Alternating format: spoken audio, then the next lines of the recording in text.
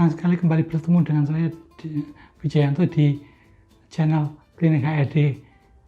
Untuk para sahabat-sahabat pemerhati Klinik HRD, topik hari ini yang mungkin saya ingin obrolkan adalah tentang remunerasi atau imbal jasa, atau yang sering juga dikenal orang dengan istilah kompensasi.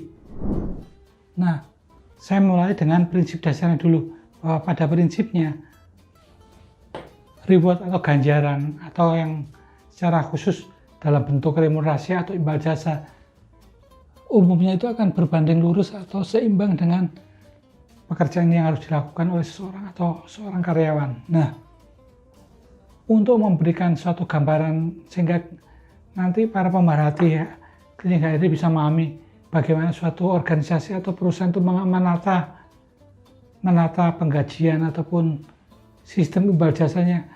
Saya ingin mengajak kita berpikir dengan contoh kasus ini. Kasus ini adalah kasus nyata yang saya alami pada waktu di salah satu perusahaan.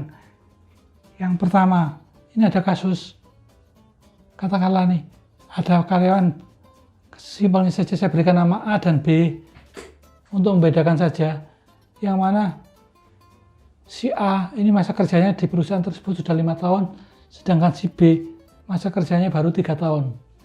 Si A gajinya 1.800.000, sedangkan si B gajinya 2 juta per bulan.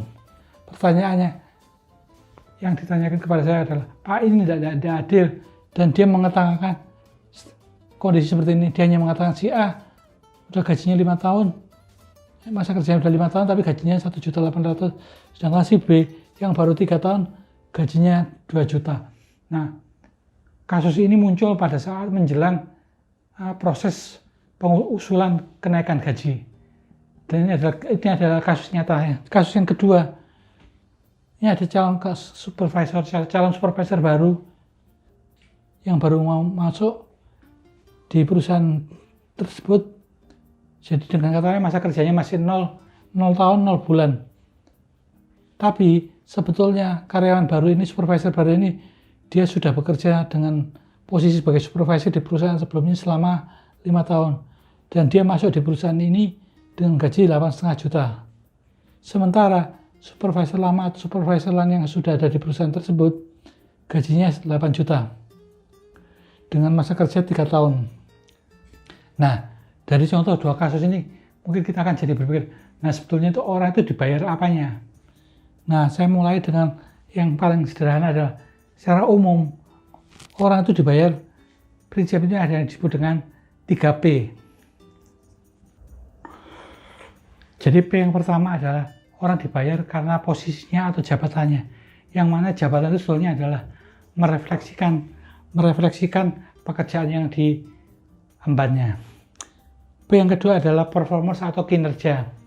Jadi hasil kerjanya itu seperti apa, itulah yang sebetulnya dibayar. Dan yang ketiga baru istilahnya orangnya. Nah, ini penting untuk membedakan, karena pada ujungnya semua yang terima ya orang, karena oranglah yang memiliki posisi, oranglah yang memberikan hasil kerja atau kinerja. Tapi dalam ini sengaja dibedakan karena kadang-kadang ada hal yang memang menjadi berbeda. Contoh, orang dibayar posisinya misalnya kalau kita di pabrikan, misalnya di sana ada yang namanya operator yang menjalankan mesin. Namun kadang-kadang si operator dia dibantu oleh misalnya helper atau pembantu operator yang tugasnya hanya misalnya memasukkan material mentah ke dalam mesin misalnya, atau mengatur hasil jadi yang sudah dikeluarkan oleh suatu mesin. Nah, jadi helper, operator, mungkin mekanik, supervisor dan sebagainya itu adalah posisi atau jabatan. Yang jabatan itu adalah istilahnya merupakan suatu ilustrasi gambaran singkat tentang suatu gugus kerjaan yang ada di dalam jabatan tersebut. Nah, yang kedua yang orang dibayar karena performance atau kinerjanya. Jadi kalau orang misalnya kerja karyawan harian, dia dibayar misalnya, kalau misalnya ini contoh seorang buruh tani, dia akan dibayar misalnya 100.000 kalau dia bisa mencangkul misalnya 1 petak sawah dalam 1 hari. Nah, tentunya yang menerima pembayaran atau imbal jasa itu adalah orang.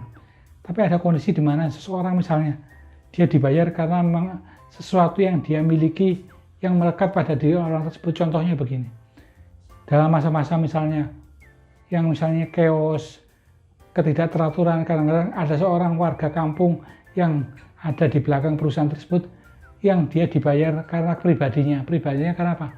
Dia adalah dianggap tokoh yang berpengaruh atau seorang pemimpin informal dari kelompok masyarakat yang ada di kampung di belakang pabrik. Maka orang itu diberikan tugas misalnya sebagai penyambung lidah lah istilahnya ya, sebagai koordinator warga, karena jabatan namanya juga pemimpin informal. Di kampung sendiri, di desa sendiri nggak ada jabatan pemimpin informal, itu kan nggak ada jabatan pemimpin informal. Yang itu muncul pengakuan dari masyarakat tapi tidak dalam bentuk nama jabatan, tapi yang bersangkutan pengaruhnya diakui, omongannya didengar, diikuti oleh warga sekitarnya. Maka ini adalah yang tadi dalam masuk kategori dibayar karena kepribadiannya atau pribadinya yang dibayar. Yang ini biasanya agak lebih susah dan jarang ditemui. Kenapa? Kalau orang ini mati misalnya, untuk cari penggantinya itu susah sekali. Karena tidak seperti pekerjaan yang kita bisa melihat berdasarkan pendidikan, keterampilannya, kemampuannya, pengalaman kerja dan sebagainya. Tapi kalau misalnya untuk yang misalnya persen tadi yang contohnya, misalnya dia tokoh informal dari warga kampung belakang pabrik, ini ada sesuatu yang tidak bisa dilahirkan secara formal. Yang lainnya dibayar karena pribadinya biasanya begini, bila mana orang-orang sudah bekerja bertahun-tahun di suatu perusahaan, kadang-kadang akan muncul untuk posisi yang sama, operator A dan B misalnya, pada waktu kenaikan gaji bisa berbeda. Kenapa? Ternyata si operator si A misalnya ternyata kinerjanya lebih baik daripada si B, sehingga perusahaan memberikan tambahan kenaikan gaji sedikit lebih tinggi daripada si B. Ini adalah hal yang fundamental. Jadi kalau saya katakan secara prinsip orang bekerja dan imbal jasa yang dia terima itu lebih kurang berbanding lurus atau seimbang. Semakin berat pekerjaannya, umumnya semakin besar imbal jasa yang diberikan. Tapi untuk mengukur berat atau bobot suatu pekerjaan itu ada konsep sendiri yang disebut dengan istilahnya job evaluasi atau penilaian bobot pekerjaan. Saya tidak akan bahasnya dalam segmen ini, tapi kita mari berlanjut. Jadi kalau tadi kita sudah bicara tentang orang dibayar itu, orang kerja dibayar apanya, kita bicara 3P. Maka yang kedua adalah bentuk imbal jasa yang diterima oleh orang dari organisasi atau perusahaan adalah umumnya itu ada 2 bentuk. Jadi ya untuk gampangnya saya akan sebut bentuk yang pertama itu yang disebut dengan in cash atau ini sifatnya finansial, bersifat keuangan, uang. Yang kedua adalah dia diberikan imbal jasa di bentuk-bentuk lain, dalam bentuk misalnya natura. Apa itu natura? Contohnya dia diberikan sembako, beras.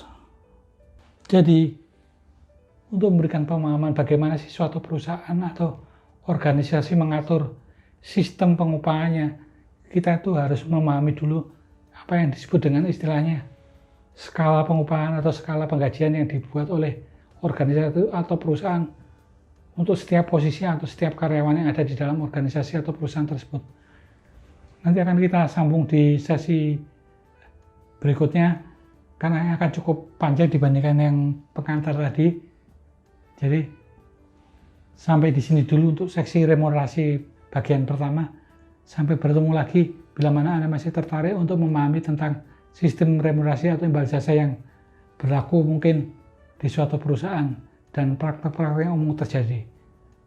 Sampai ketemu lagi di sesi selanjutnya. Assalamualaikum warahmatullahi wabarakatuh.